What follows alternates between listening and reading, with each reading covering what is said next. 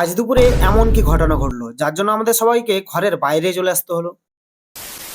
রাধে রাধে বন্ধুরা, এখন বাজে সকাল 5টা। এই সকাল সকাল বেরিয়ে পড়েছি আমাদের সেই দূরের মাঠে যাওয়ার জন্য। কারণ হচ্ছে আলু তোলা। অনেকদিন ধরেই ঠিক মতো ভিডিও দিতে পারিনি, চাষের কাজের জন্য ভীষণ চাপ চলছে। আজকে আমাদের সঙ্গে যাচ্ছে আমাদের এই ছোট্ট ফ্যামিলি মেম্বার। এরপর চলে এলাম আমাদের আলুর জমিতে। কাজের চাপ এতটাই যে গত 2 দিন ধরে টিউশনিও বন্ধ রাখতে হয়েছে, তবে কাল থেকে আবারও শুরু করে দেবো। গতকাল থেকে ওয়েদারটা একটু মেঘলা মেঘলা, তার জন্য কাজ করতেও সেরকম কোনো অসুবিধা হচ্ছে না। এরপর কাজ করতে করতে কখন যে দুপুর 1টা বেজে গেল বুঝতেই পারি। তাই এখন আমরা চলে যাচ্ছি ঘরে, খাওয়া দাওয়া করে বিকেলের দিকে আবার আসবো। এরপর ঘরে এসে স্নান করে দেখি মাছ মাংস রান্না করেছে, কয়েকটা পিস কষা মাংস তুলে দিয়েছে। এরপর খাওয়া দাওয়া করে একটু ঘরে বিশ্রাম নিচ্ছিলাম, আর তখনই ঘটলো একটি ঘটনা। হঠাৎই দেখি পুরো ঘরটা কেঁপে উঠলো, বুঝতে পারলাম ভূমিকম্প হয়েছে। তোমাদের ওখানেও কি ভূমিকম্পর অনুভূতি হয়েছে বলে অবশ্যই কিন্তু জানি। এরপর আবারও বেরিয়ে পড়লাম মাঠের দিকে, সঙ্গে বেঁধে নিয়েছি বাবার জন্য ভাত। এরপর মাঠে এসে বাবাকে ভাত পৌঁছিয়ে আবারও চলে এলাম ঘরে। এবার টিউশন পড়িয়ে সন্ধ্যা 6টা নাগাদ চলে এলাম আবার মাঠে, তবে এখনো সন্ধ্যে ঠিক মতো হয়নি। এদিকে আলু তোলাও প্রায় অনেকটা হয়ে গেছে। এখন ঘরে চলে যাওয়ার আগে সবাই মিলে আলুগুলোকে ভালো করে ঢাকা দিতে লাগলো। এবার আলুগুলোকে ঢাকা দেওয়া হয়ে গেলে বেরিয়ে পড়লাম আবার ঘরের উদ্দেশ্যে।